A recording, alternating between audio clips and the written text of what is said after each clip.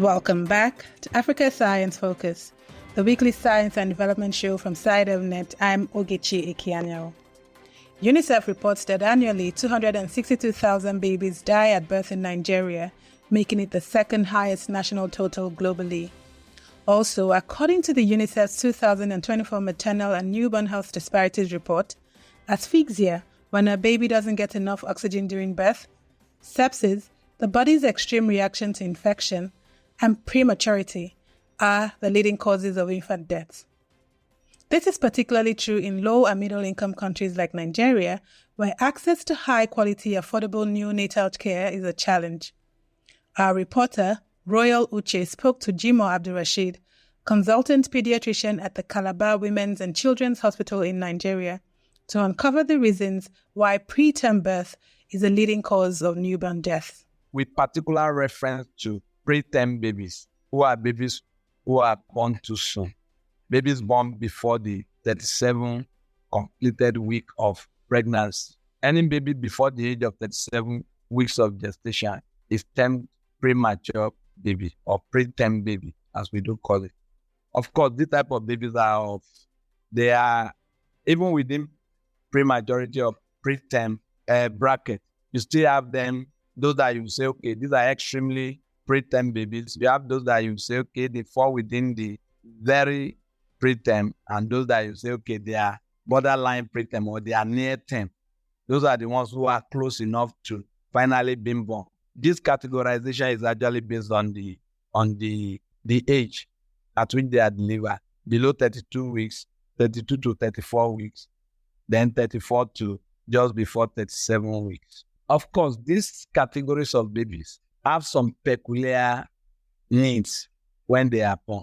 Because they are premature, they are not yet mature to come out and live an extraterrestrial life. So they have their demand. They are unlike 10 babies who are born mature. These babies have challenges with their respiration. They have challenges maintaining their body temperature. They have challenges being able to feed as soon as they are born, and all other challenges, which is not limited to being more predisposed to acquiring infection by nature of their prematurity, because their immune system is equally not fully developed. So they are at risk of all of this. When babies are inside, they communicate in terms of oxygen requirement, nutrient requirement with their mother through the umbilical cord. But as soon as they are born, the umbilical cord is clamped. So there's that transition to the respiratory part to survival. And if that respiratory system is not well developed, as is the case with preterm babies, it becomes a challenge. So an help must come, and that help has to come almost immediately. And that is where that technology comes. Royal spoke with Mary Edet, a mom who once lost her baby and whose other child was saved by an innovation that supports preterm babies in Nigeria. My baby was born at 35 weeks. Actually, what led to her being born preterm was the fact that I had earlier lost a child at 36 weeks and 4 days. My son Joshua was doing well, I believe. Also, I was told, until that fateful day I went for the final scan, and I was told that his heart has stopped. So, given what happened earlier, as in my first pregnancy, the doctor advised that the practice where situations like that occur, that's to say where the baby, dies without cause, nobody knows the cause. And that what happens is that the previous baby is delivered 10 days to the gestational age of at which the previous baby passed. When she came, the doctor had earlier given me some dosage of dexamethasone to strengthen her lungs, and so he said. But when she came, she still had breathing distress. She was in distress. So the doctor had explained to me, actually, Dr. Jimoh, that's a pediatrician, had explained to us that she would have to stay for a while in the incubator. So she was taken to the incubator, and the machine that was used for her, the Hippolite had CPAP, I believe I'm correct, was used for her. So she was there for about 5 weeks or thereabouts. We are so grateful because, we don't know what would have happened after birth. My baby stayed, like I said, for 5 weeks. So from 30th September that we went, she was delivered the following day. That was October 1st. We stayed there until, I think, 7th November. That was when we finally left the hospital. She was healthy, very, very healthy. You need to see my baby. My baby is very active, very healthy, very growing, as every other normal child. Mary's daughter survived with the help of a remarkable 3-in-1 innovation powered by solar energy. This innovation includes a non-invasive neonatal ventilator, an oxygen delivery blender system, and an oxygen splitter system. We spoke to Professor Hippolite Amadi, the winner of the 2023 Nigerian Prize for Science, who developed this low-cost respiratory technology for neonates, and he tells us about his innovation. These were a set of 3 technologies that work together to make it possible for newborn babies to breathe and to teach newborn babies how to breathe, especially the very premature ones who find it extremely difficult to survive because they are distressed when they were born. So this set of babies could have the condition we call birth asphyxia, or maybe protracted labor that make them weak when they are born, or some of them are very tiny, the ones we refer to as extremely premature, that by default, when they come out, they are not strong enough to breathe. And if you do not assist them, they will die. So these technologies, they all work together. One is a ventilator. The other one is another device that assists the ventilator to have regular oxygen. And then it's able to distribute or to share that oxygen. If oxygen is just one source, it can make it reach up to 8 other babies who also have the same need. So it is, if you like, it is a low cost technique of ensuring that oxygen goes further than it would normally do. And then the third technology in the group has to do with a portable device that would make it possible to deliver this oxygen safely where proper ventilators are not available. So, referring to the premature preterm babies and down to the ones that are extremely preterm that would quickly pass away if you don't help them. So they are not able to keep warmth like we adults could do because their brains are premature. So you also need to assist them in keeping warm. So I've designed a lot and I've created a lot and practiced a lot in the sphere of what was referred to as thermoneutral support, and this is all about using technology to ensure that all the mechanisms that are required for the baby to remain warm within a safe zone band, a thermal safe zone band. So it's not going to be too much, it's not going to be too small, but because if it goes out of the safe zone, then that's trouble. So creating technologies that will ensure that these newborn babies are physiologically kept at the safe zone band of thermal neutrality becomes very essential, very tricky, and above all, something that must be done. And even be provided where the financial muscles are not able to carry it. For example, some remote places of Nigeria. So essentially, the Hippolite heart ventilator, which is highly celebrated because of its cost-cutting technique, it works like it's designed to be able to flourish anywhere around Nigeria, whether in the city or in the villages, of course, because of the extensive work I have done in generating green energy to run the centers.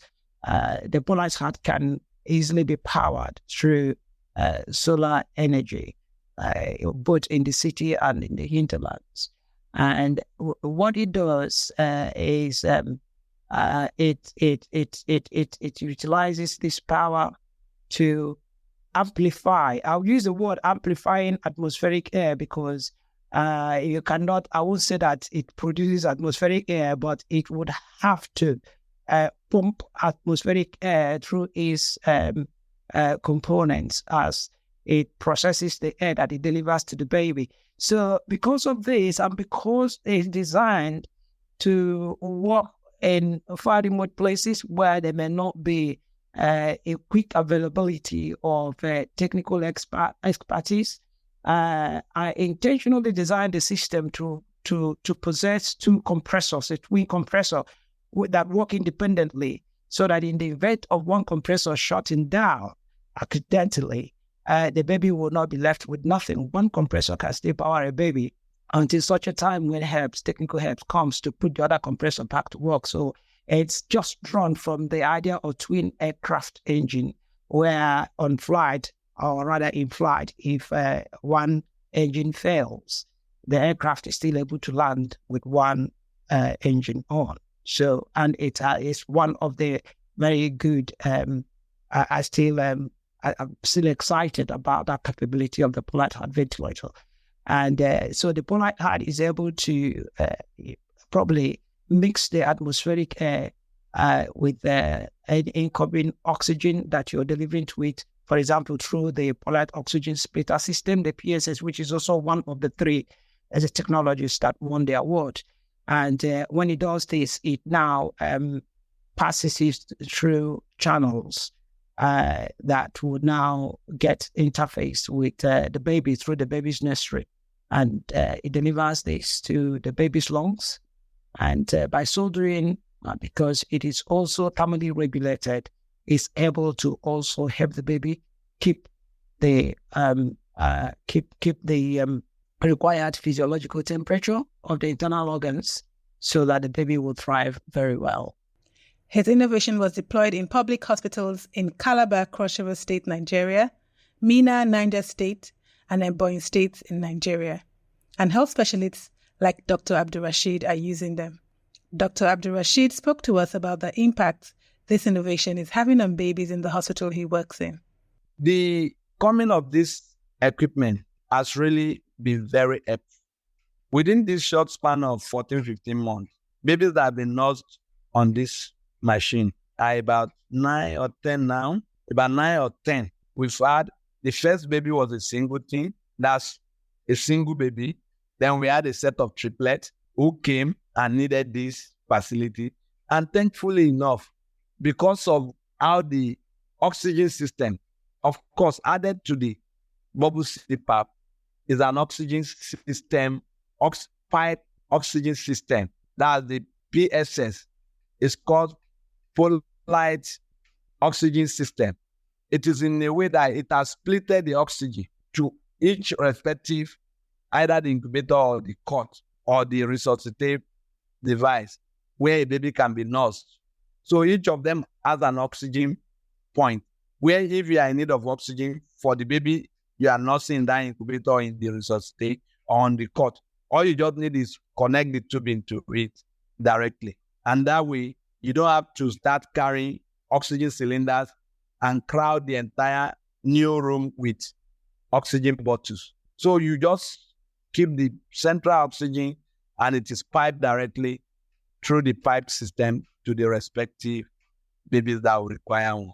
What we were using before is either before the deployment of this technology in our facility, either we use direct oxygen on our babies or we construct the improvised system of bubble CPAP, which also comes with the challenge of oxygen toxicity because we are delivering high flow oxygen, giving 100% oxygen to the babies directly, which comes with its own challenges.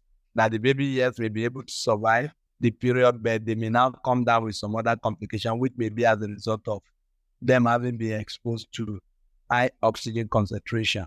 It can affect their eyes. Sometimes it can affect their lungs, lead them to what we call chronic lung disease, bronchopulmonary dysplasia. It can affect their eyes and lead them to retinopathy of prematurity.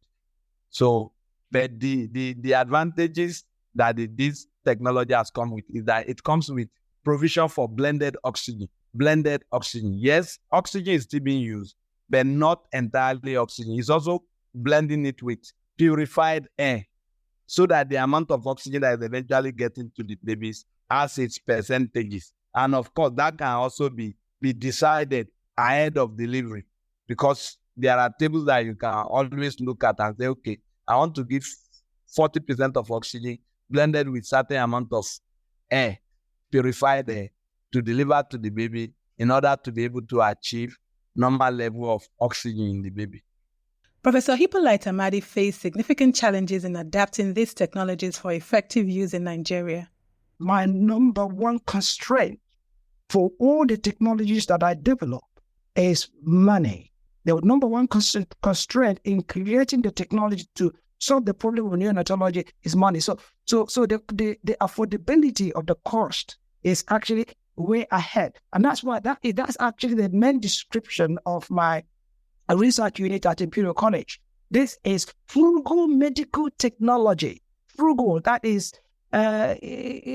affordable, manageable, not too expensive, technology for low and middle income countries of the world. So it is actually by default is the number one constraint for anything I try to create. There has to be an element of better affordability in terms of cost.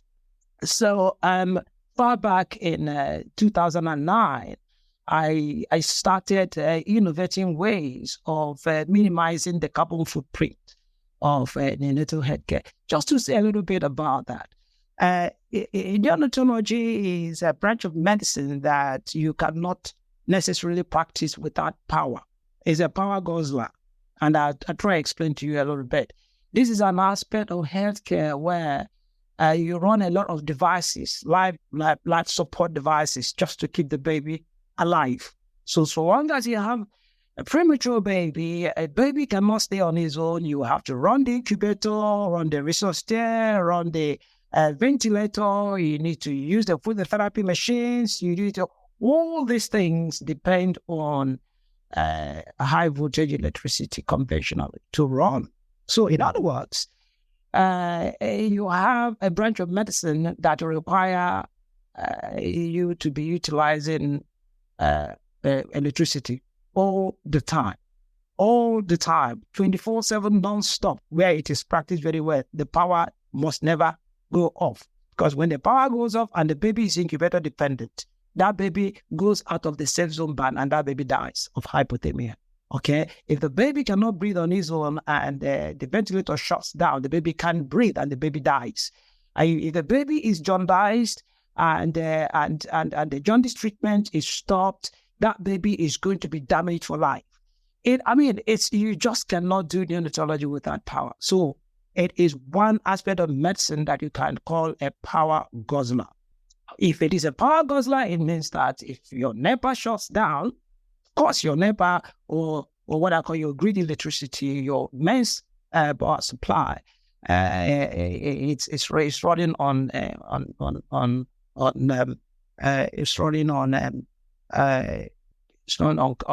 first some of them run on both your generators run on fossil fuel there are fossil fuel generators, so they pump carbon to the atmosphere, damaging the environment, and then even when you're using neonatal. So the point I'm trying to make there is that even when your men's electricity fails because the babies are there and you need to run your incubators, and so you need to start your fossil fuel generators, and the fossil fuel generators, though they continue to damage the environment, you cannot stop, because if you stop, the babies will die. So I developed technologies and applied technologies in that area, leading up to the time when I was able to make an entire unit run purely on green energy. A lot of people still find it difficult to understand how that was able to happen, but some hospitals in Nigeria now, very few, very few, they are running this technique where you do the neonatology without necessarily depending on fossil fuel generators or the men's electricity. So it's a situation where men's electricity is actually supplement, is not the main source of power, and the main source of power is the sun. And you run all these power guzzlers and highly reducing or almost entirely eliminating the carbon footprint of neonates for their care. Professor Amadi explained how greed and corruption among high-ranking health authorities slowed the innovation's adoption. The sad thing is, people that have used this technology seem to have done it when they earnestly wanted to save the babies. And you know that this thing is quite generational, because one chief medical director comes and he wants to do the right thing to get the babies saved, and he wants to do it using the most appropriate and most affordable manner, and he's not necessarily interested in the extra cash. He wanted to steal and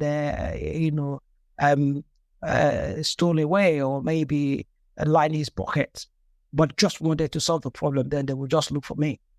And when that administration goes, and then another administration comes up who just want to steal as others are stealing, I'm not really apologetic to use the word stealing, because this is what is going on in Nigeria.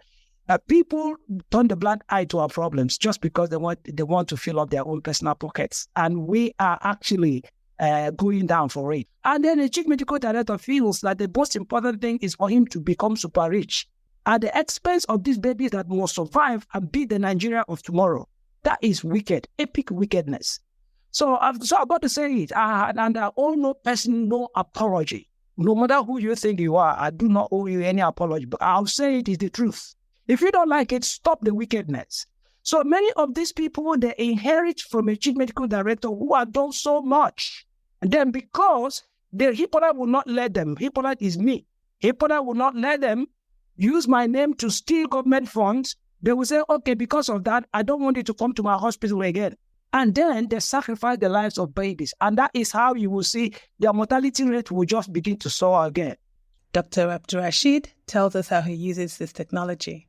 The equipment, the advantages is that it comes with a multi-parameter monitor that can give you the SpO2, give you the heart rate of the child, that you don't necessarily have to be counting every minute. And the probe itself, the probe is a rubber sensor, which is very soft, and it does not carry the risk of injury to the baby's foot where you apply it.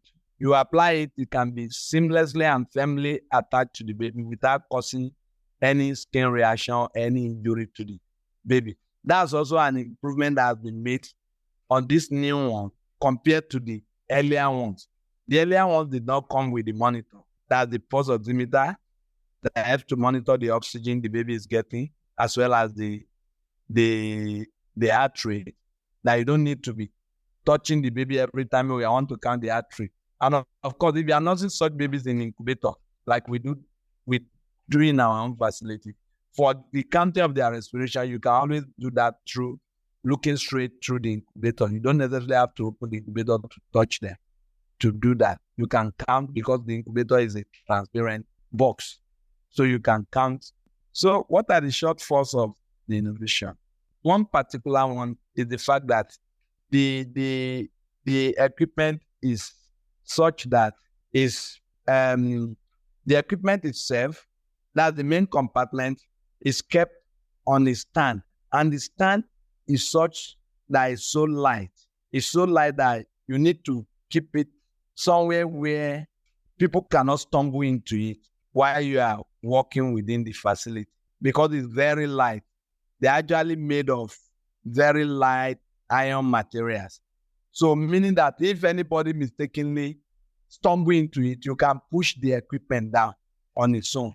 You need something that will be more rugged, that can stand on its own, maybe as a stand that can stand on its own, that no matter what, even if somebody stumbles into it, the equipment will not fall off and the entire system will not fall to the ground. I think that's one thing that I think can be improved upon. The stand on which the equipment stands. That is one basic thing. Noteworthy enough is the fact that the technology that has been deployed by Professor Amadi is making use of a power source that is not dependent on either the national grid, which is the usual NEPA, or generator. It is making use of the abundantly available sunlight. Solar system, that is the source of power supply to this system. It is all a total compendium of, looking at energy supply and deployment of the equipment that will be dependent on that energy supply. We have constant sunlight, and the system is such that during the day, it's using direct sunlight, while it's also storing some energy that will be used at night to supply light when the sun is down in the evening hours towards the early morning hours. So it's the stored energy now that continues to power. So at every point in time, the machine can continuously run with whether there's power supply or not. And of course, with backup lighting system within the facilities too, especially within the NICU, that's the neonatal intensive care unit, where all these facilities are domiciled. So in terms of recommendation, of course, I've stated that if that stand can be made more rugged, more stable, and firm, so that no amount of stumbling into it can bring the device down, I think that would be perfect. It would be a perfect, and maybe the plastic that are used to can be made more durable so that they can last a while, especially in our own tropical region where we make use of a whole lot of, where we have high temperature that can impact on our plastics. How can the government use this health innovation to reduce infant mortality in Nigeria? Consultant neonatologist Olukemi Tongo of University College Hospital Ibadan, Oyo State, Nigeria, explains.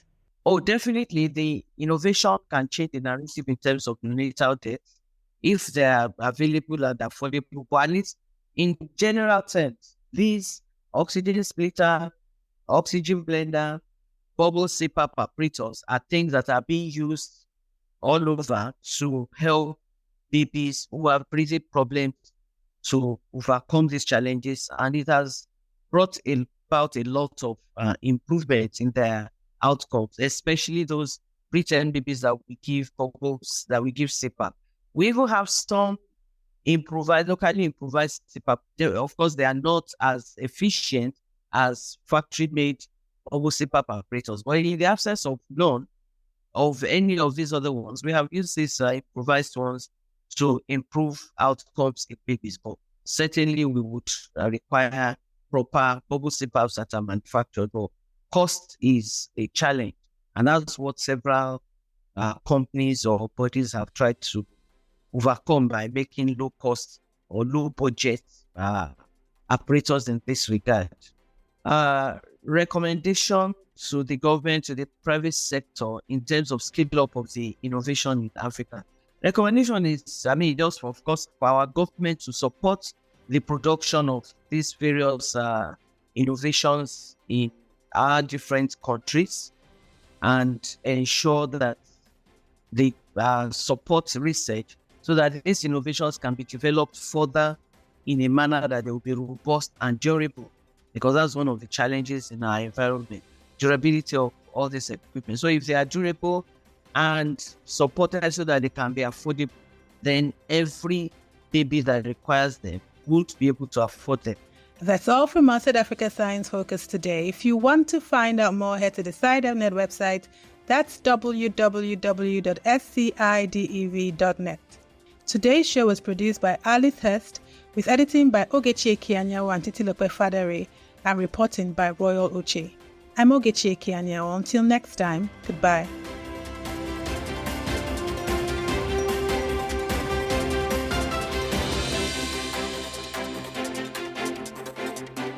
This project was funded by the European Journalism Centre through the Solutions Journalism Accelerator. The fund is supported by the Bill and Melinda Gates Foundation. Do you have any comments, questions, or feedback about our podcast episodes? Let us know at podcast@scidev.net.